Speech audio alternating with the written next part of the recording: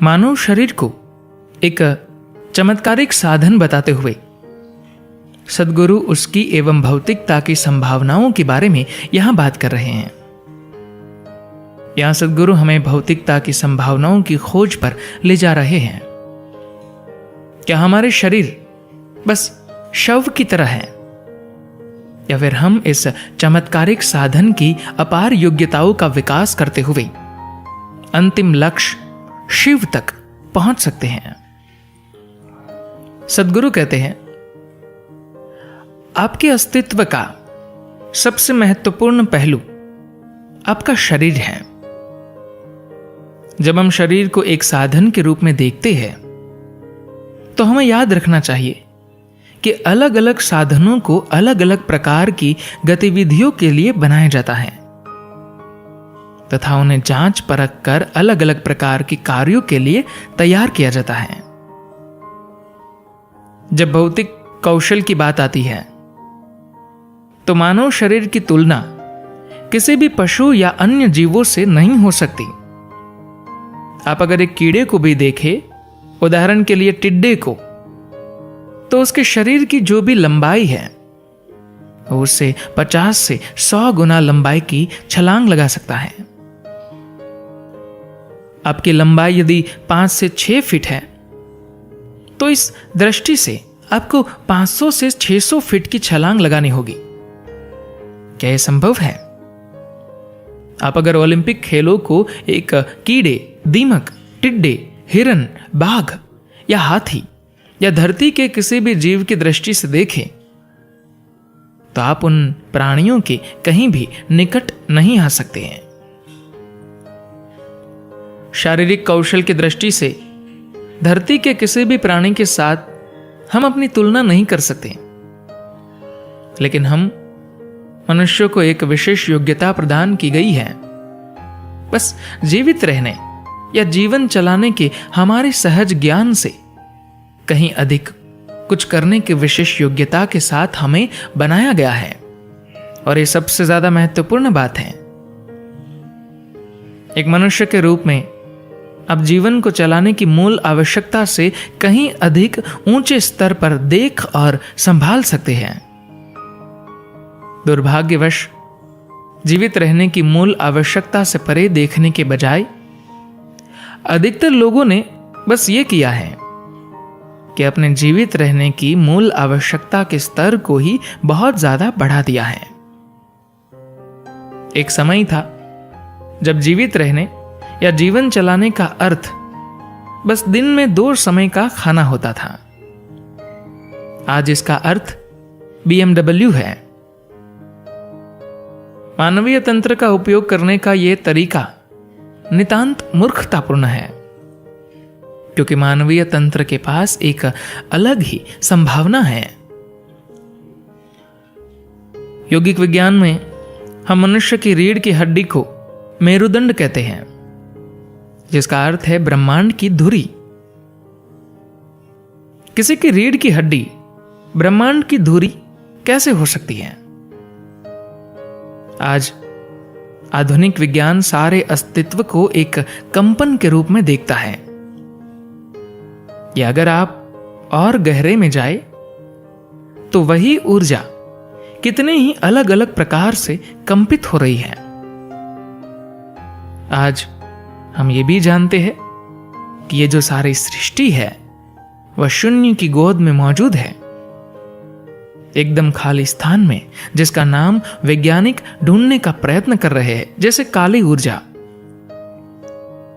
लेकिन इससे भी आगे हम जानते हैं कि वहां और भी बिल्कुल खाली स्थान मौजूद है, एकदम जड़ भौतिक अस्तित्व से लेकर वो जिसे हम दिव्य या दैवी कहते हैं, सभी का आधार बस एक ही है। बस वैसा ही है जैसे ब्रश द्वारा पेंट करते समय लगाया हुआ रंग हो। शुरुआत में रंग खूब गहरा, मोटा होता है और फिर धीरे धीरे यह हल्का होता चला जाता है और अंत में एकदम शून्यवत होता है, कुछ नहीं रहता। तो सृष्टि की रचना की प्रक्रिया में एक मनुष्य के रूप में हम इस खालीपन, इस शून्य के अधिक निकट हैं। मनुष्य में मूल कंपन रीढ़ की हड्डी से ही उत्पन्न होता है, लेकिन वह जितना सूक्ष्म होता है उतना ही आगे जाता है। अगर ये ज्यादा जड़ है, स्थूल है, तो ये कुछ दूरी तक ही बना रहता है। अगर ये बहुत ज्यादा सूक्ष्म हो जाए तो आप इसे हर जगह पहुंचा सकते हैं। जब आपके कंपन हर जगह फैल जाते हैं तो आपकी बोध पाने की क्षमता भी हर जगह फैल जाती है। अभी आप अपने सीमित अस्तित्व की दृष्टि से जिसे स्वयं कहते हैं, वो हर वो चीज है जो आपकी अनुभूतियों की सीमाओं के अंदर है। आपके अनुभव की सीमाओं के अंदर जो भी है वो आप हैं। जो कुछ भी या जो कोई भी आपके अनुभवों की सीमाओं के बाहर है, वह सब अन्य कुछ या कोई है। अपने कंपनों का शुद्ध करते हुए आप अपने अनुभवों की सीमाओं को अंतहीन रूप से फैला सकते हैं।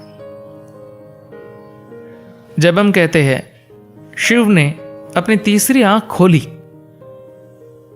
तो इसका अर्थ यह है कि उन्होंने अपने अनुभवों की सीमाओं को असीमित कर दिया। फिर सारा अस्तित्व बस उनका ही एक हिस्सा बन जाता है और स्वाभाविक रूप से वे ही इसके केंद्र होते हैं। लेकिन आप कैसे जानते हैं कि वे ही इसके केंद्र हैं? आज आधुनिक विज्ञान बिना किसी संदेह के यह सिद्ध कर रहा है कि समय और स्थान के बारे में हमारे सारे विचार अवास्तविक है। समय और स्थान ये दोनों ही फैल सकते हैं, बढ़ सकते हैं। आप जैसा चाहे उन्हें बढ़ा सकते हैं। जो यहां से 1000 प्रकाश वर्ष दूर है, वो आप यहीं पर बना सकते हैं। अभी इस समय आप वो भी बना सकते हैं जो 10,000 वर्ष पहले था, या जो 10,000 वर्षों के बाद होगा। क्योंकि जो भी है वो सब अभी है और यहां पर ही है। मैं कोई गुड़ रहस्यवादी बात नहीं कर रहा हूं। आधुनिक विज्ञान के अनुसार समय और स्थान एक बड़े भ्रम की तरह है। आप इनसे जो चाहे बना सकते हैं। सच तो यह है कि आज वैज्ञानिकों का एक बड़ा समूह स्पष्ट रूप से कह रहा है कि समय और स्थान जैसा कुछ है ही नहीं। वे सही कह रहे हैं। इसी समझ के साथ हम कहते आ रहे हैं कि आपकी रीढ़ की हड्डी मेरुदंड है, ब्रह्मांड की धुरी है। कम से कम अगर आप एक खास तरह से कंपित हो तो यह अवश्य ही ब्रह्मांड की धुरी हो सकती है। यह शरीर एक साधन है। क्या आप इसका उपयोग सिर्फ अपने लिए खाना और वस्तुएं इकट्ठा करने में ही करेंगे? क्या आप बस शारीरिक उपलब्धियों के लिए ही इसका उपयोग करेंगे, या फिर आप इसका उपयोग सबसे ऊंची संभावना के रूप में करेंगे? यदि आप इसका उपयोग एक साधन के रूप में करना चाहते हैं तो सबसे पहले अपनी पहचान इस शरीर के साथ जोड़ना बंद कीजिए। आप अच्छी तरह से जानते हैं कि आपने इस शरीर को यहीं इकट्ठा किया है। ये बस आपके द्वारा खाए भोजन का ढेर ही है।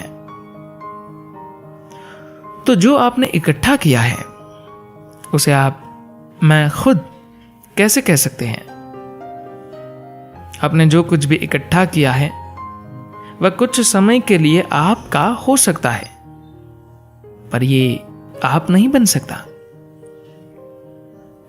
मानव शरीर एक गजब का चमत्कारिक साधन है। आप अगर एक जीवन में इसके बारे में जानना चाहते हैं तो आपको बहुत कुछ करना होगा, लेकिन किसी न किसी रूप में लोगों का अपने शरीर के साथ लगाव इतना गहरा होता है कि वे अपने शरीर को एक साधन के रूप में देख ही नहीं पाते। अपने शरीर के साथ अपनी पहचान और अपना लगाव अति गहरा होने के कारण वे इसे मैं स्वयं ही समझते हैं। जब आप इस शरीर को मैं स्वयं की तरह देखते हैं तो उसके साथ बहुत सारी भावनाएं जुड़ जाती हैं। फिर हम इसका उपयोग एक साधन की तरह नहीं कर पाते। योग में भूत शुद्धि की संपूर्ण प्रक्रिया बस इसलिए है पांचों तत्वों से मुक्त होना। अगर आप अपने और पांचों तत्वों के बीच प्रभावशाली ढंग से दूरी बना सकते हो तो आप और आपके शरीर के बीच एक स्पष्ट स्थान रहेगा। एक बार जब आप अपने और अपने शरीर के बीच दूरी बना लेती है तो आपको यह देखकर बहुत खुशी होगी कि इस तरह की अद्भुत मशीन आपको मिली है। बंधन और मुक्ति की समस्त सामग्रियां इसमें अंदर ही है। आप इसे दिव्य बना सकते हैं। आप अपनी ऊर्जा व्यवस्था को इस तरह गतिमान कर सकते हैं कि आपका शरीर एक देवता बन जाए, या फिर आप एक मृत शरीर की तरह भी हो सकते हैं। हम कह रहे हैं कि आप इस शरीर को शव बना सकते हैं या शिव बना सकते हैं। शव का अर्थ है मृत शरीर या लाश। शिव का अर्थ है अंतिम सत्य। यह इसी पर निर्भर करता है कि शरीर के साथ आप क्या करते हैं। यह उन तरीकों से काम कर सकता है जिनके बारे में आपने कभी विश्वास नहीं किया होगा कि मानव शरीर ऐसे भी काम कर सकता है। धन्यवाद।